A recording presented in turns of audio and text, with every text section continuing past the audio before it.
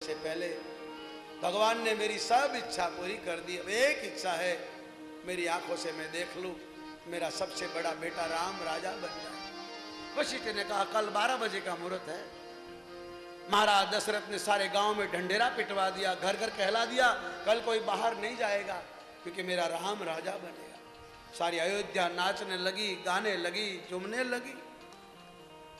यहां मथुरा नाम की एक दासी था, उसको पता चला। उनने कई को बताया कि अगर तेरा राम राजा बन गया तो तू और तेरा बेटा घर में झाड़ू पोता करना पड़ेगा, नहीं करोगे तो जेल में डाल देंगे। इसलिए तुम ऐसा कोई उपाय करो कि तुम्हारा बेटा राजा बने। और याद रखना मेरे भाई, जब आपको जोत जलानी होती है तो रूह चाहिए, बर्तन चाहिए, माचिस चाहिए, घी चाहिए, पवन न लगे, हवा न आवे, ऐसा झोंका न लगे, ऐसी जगह चाहिए, तब दीवा प्रगटता है, दीवा होता है। मगर उसको बुझाना होता है तो उसमें कुछ न चाहिए, ऐसा करो और दीवा बुझ जाता है। इस तरह हमारा तुम्हारा जीवन बहुत लंबा है। अगर बिगड़ गया, अगर बुझ गया तो बेमौत मारे जाएंगे। धरती आपको गाली देगी कि धिक्कार है, बैरे गोद में रहकर भी तूने खाया पीरा और गंदगी करके चल दिया, धिक्कार है। धरती भी तुम्हें साफ देगी, ये हवा तुम्हें गाली देगी, आकाश तुम्हें बहकाएगा। इसलिए मेरे भाई ऐसा कर्म चलो, ऐसा जीवन चलो, ऐसा जीवन करके चलो कि तुम्हारे मरने के बाद कोई आंसू बहाए। कबीरा जग में पैदा हुए तुम जग हंसे तुम रो। अब ऐसा काम करके जाओ कि तुम हंसो और जग रो। ऐसा जीवन जी के जाना। संतो कभी मरते नहीं है, मरना तो आपका और मेरा है। बाबा पूर्णगिरी जी मरे नहीं है, मरे होते तो हरिद्वार में मिलते नहीं, आज भी बैठे हैं, मगर तुम्हारे पास वो आंख नहीं है। वो जगदम्बा भी आज बैठी है, तुम्हारे पास आंख नहीं है पहचानने की। ये सिद्ध डेरा है, पर आपने राजकारण घुसा दिया, तेरी मेरी घुसा दिया, इसलिए वो धर्म डूब गया। धर्म और राजकारण को नहीं बनता, राजकारण पर धर्म होता है, धर्म पर राजकारण नहीं होता। जब धर्म पर राजकारण आता है तो धर्म धर्म नहीं रहता, वहां महाभारत हो जाता है। देखिए पांडव कौरव में, इसलिए कृष्ण ने अपने बेटे को न छोड़ा, अपने भाई को न छोड़ा, अपने भांजे को न छोड़ा। अरे वो ब्राह्मण का पुजारी था, सुदामा का चरण धोया और द्रोणाचार्य को मरवा दिया। भगवान कहते धर्मे रक्षतो रक्षता। मैं साधु संतों के लिए आता हूं, गौ ब्राह्मणों के लिए आता हूं, तुम्हारे लिए नहीं। रावण का भाई राक्षस है, फिर भी राम कहते हैं तुम ही समान संत प्रिय मोरे। धरहु देह नहीं आन निहोरे। तुम ही समान संत प्रिय मोरे। धरहु देह नहीं आन निहोरे। धरहु न देह आन निहोरे। भगवान कहते हैं विभीषण तुम्हारे जैसे संतों के लिए मैं आता हूं, और कोई कारण नहीं। तेरा भाई रावण तो मेरे लिए कचरा है। मैं रावण को मारने के लिए नहीं आता हूं, मैं कौरव को मारने के लिए नहीं आता हूं, मैं अपने संतों के लिए, ब्राह्मणों के लिए, गायों के लिए आता हूं। अगर गाय न रही तो तुम्हें कोई बचा नहीं सकता। अगर तुमने अपना धर्म छोड़ दिया तो 2-4 पीढ़ी के बाद तुम्हारे कोई वंश भी नहीं रहेगा, क्योंकि धर्मे हनंतो हनंता। अगर धर्म को छोड़ा, तुमने अपने धर्म को छोड़ के दूसरे का धर्म अपना लिया तो धर्म ही तुम्हें मार देगा। 2-4 पीढ़ी के बाद तुम्हारे घर में कोई पानी देने वाला नहीं रहेगा, ऐसा भगवान कृष्ण कहते हैं। इसीलिए मथुरा ने कई को चढ़ाया।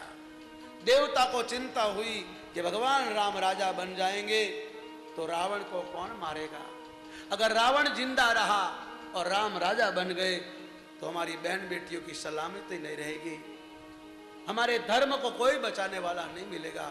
इसलिए सब देवताओं ने मिलकर मथुरा की बुद्धि घुमाई। मां सरस्वती से प्रार्थना किया कि आप ऐसा कुछ उपाय करो कि भगवान राम वन में जावे। तब सरस्वती ने भी कहा धिक्कार है, तुम दूसरे की निंदा करने में इतने तुले हो, दूसरे को सुखी देकर तुम जल रहे हो।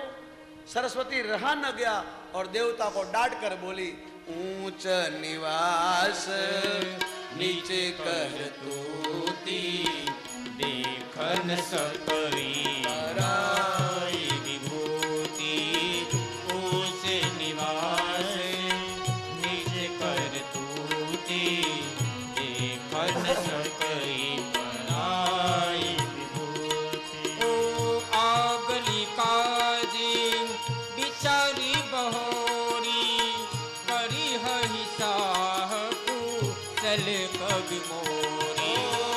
आगली काज बिचारी बहोरी, करहि चाह कुशल कवि मोरे।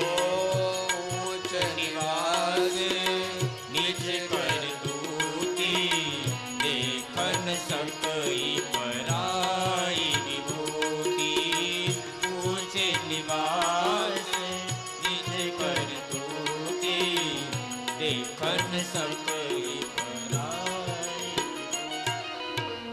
माँ सरस्वती कहती है, धिक्कार है तुम्हें, भारत में जन्मे हो और ऐसे विचार रखते हो। जितना हिंदू के धर्म में खींचतान है ना, इतना किसी धर्मों में नहीं है।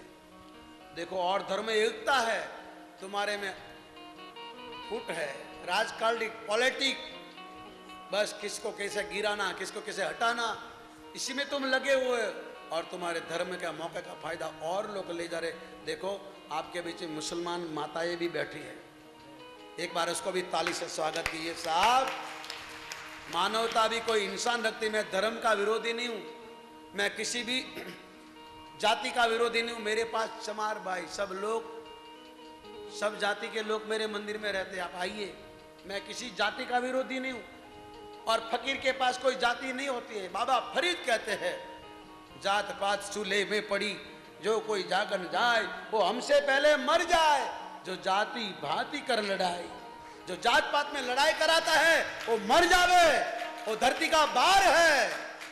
ऐसा बाबा फरीद एक मुसलमान का गुरु, एक इस्लाम धर्म का गुरु कहता है कि इंसान बनो, धर्म एक तरफ रख दो और तुम्हारा धर्म एक ही है, तुम अपना धर्म न छोड़ो। सनातन धर्म तुम्हारी इमारत है। अगर इमारत पर आपका मकान है तो आप सही सलामत है। अगर आपका सनातन धर्म हट गया और दूसरे धर्म पर इमारत गिरी तो गिरने में धरतीकंप का झटका आएगा, तो इमारत तो गिरेगी, तुम भी जाओगे। इसलिए अपना धर्म न छोड़ो, दूसरे के धर्म की निंदा न करो। सबको अपना अपना धर्म प्यारा है साहब। गुरु नानक देव जी महाराज ने सब धर्मों के संतों का गुणगान गाया। गुरु ग्रंथ साहब में सब संतों की महिमा गाई। कोई संत, कोई भी फकीर जाति पाति को नहीं मानते। हम कभी किसी को छुआछुई को नहीं मानते। आओ मेरे मंदिर में, हमारे यहाँ एक सरका होता है। अभी आए हैं, बम्बई में रहते हैं, जहाँ मेरी कथा होती आते। अगले साल भी आए थे, आपको पता होगा, बाई एयर। अभी भी बाई एयर से आए हैं। हमारे संजय भाई तलवार लेकर आए, फिर उसको एयरपोर्ट में छोड़ने जाएंगे। जहाँ मेरी कथा होती है वो आते हैं। मेरी जन्मभूमि पर गौशाला है, आप देख सकते हो यूट्यूब में, इंटरनेट में, गूगल में भी देख सकते हो। और उस गायों की सेवा करते नरेंद्र भाई मेहता, उसको ताली से स्वागत किया जाए। 1000 किलोमीटर अपना डीजल डालकर, टोल का खर्चा देकर महीने में 4 चक्कर लगाते हैं। और यहाँ मुझे निमंत्रण देने आए हैं कि आपको आना पड़ेगा, हम कन्याओं का पूजन करना चाहते हैं। आए। वो गायिया अपंग है, जिसका कोई ना हो, ऐसी गायों को रखते हैं, उसकी सेवा करते हैं। उसे जो दूध होता है उसकी सास बनाते हैं, गरीबों को ऐसे ही बांट देते हैं। उसका घी बनता है तो आपस में घी लेते हैं, उनका जो पैसा आता है गौचारा में जाता है। अभी मैं भी आपसे प्रार्थना करता हूँ, लंगर चलाओ, उससे कोई दोष नहीं, पर आज मानव को खिलाने जैसा नहीं है। खिलाना है तो गायों को खिलानो, गायों को जरूर है। मानव तो तुम्हारा खाके भी बुरा बोलेगा, क्योंकि इंसान का नियम है, पैसे की पहचान या इंसान की कोई कीमत नहीं। बच के निकल जा इस बस्ती से, करता मोहब्बत कोई नहीं है। इसलिए अबोल प्राणी की सेवा करो। आज ये गाया देश में दुखी है, गाया का कत्लेआम हो रहा है। गाय हमारी माँ है, हिंदू की पूज्य है। विश्वरो गावो मात्र, जिसके पीछे भगवान दौड़ा था, उस गाय की रक्षा करो। इसलिए मैंने जितने मेरे डेरा है, मैंने सब अपने शिष्यों को सौंप दिया है। कमेटी को सौंप दिया है। मैं अभी गायों के लिए बोलता हूँ, अब मंदिरों में बहुत हो गया, क्योंकि मंदिर में भी तुम कमेटी बना के प्रधान बनना चाहते हो, मालिक बनना चाहते हो, बाबा के भी बाप बनना चाहते हो, तो मंदिर से अच्छा गौशाला की सेवा न करे। ये हलता चलता मंदिर है। अरे मंदिर में तो झाड़ू लगाया जाता है, उसका मालिक नहीं बना जाता, प्रधान नहीं बनना। प्रधान तो भगवान है, तुम नहीं। तुम्हारा घर का मुझे ट्रस्टी बनाओगे, तुम्हारा घर का मुझे प्रधान बनाओगे, तो भगवान के प्रधान कैसे हो सकते हो साहब? ट्रस्टी का मतलब है झाड़ू लगाओ, बर्तन मांजो।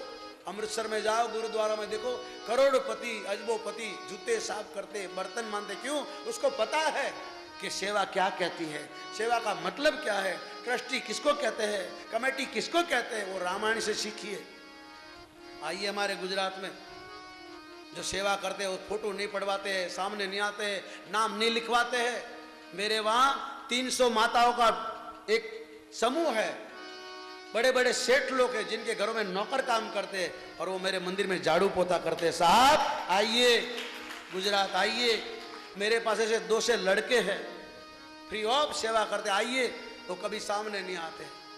ये रामलीला और कथा दोनों साथ चल रही है। जो रामलीला करते थे उन भाइयों ने कितनी मेहनत करी है, घर घर जाके आपको हाथ जोड़ के करा है कि महाराज गुजरात से आ रहे, कथा में आना, कथा में आना।